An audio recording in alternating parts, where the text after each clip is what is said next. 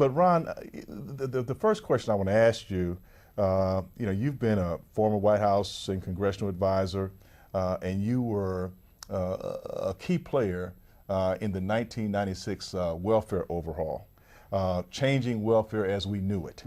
And it's been 14 years since that time in 1996. I know you've seen a lot, and what I'd like to get from you is your thoughts of what have you seen as the evolutionary milestones in terms of public policy, particularly as it relates to responsible fathers, low-income families, since the overhaul? Right. Let me say two things. Let me talk first about the mothers and then about the fathers. Okay. The reforms, of course, and the ones that got all the national attention were directed primarily at mothers. Yes. And the concern was that too many mothers became dependent on welfare. So the attempt of the legislation was to encourage, to provide incentives for, and if necessary, to force mothers to work.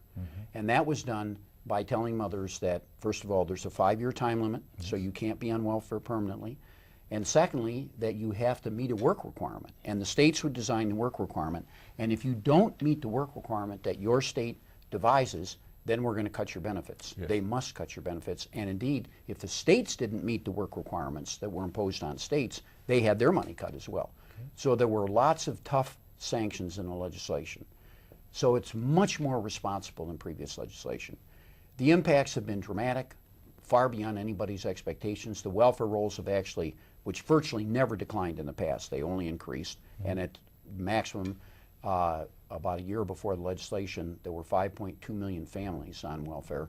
Now it's down under 2 million. They're right around 2 million, about 60% decline in the caseload. So in that respect, it's been successful. But just reducing the caseload is not the goal. The goal is employment. So we know that women's employment had skyrocketed in the mid-1960s, and especially the employment of the most disadvantaged mothers, moms who gave birth outside marriage, who tend to be poorer, tend to be fewer skills, less experience in the workforce. They had a 40% increase in 4 years in actually being employed.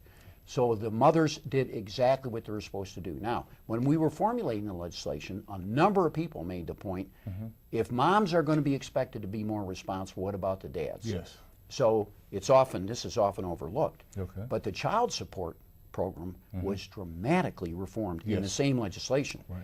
And I think it's fair to use the word toughened, strengthened. Right. They had a lot more tools. A lot more tools, and notably a system that could find the fathers unless they're under a dark rock somewhere.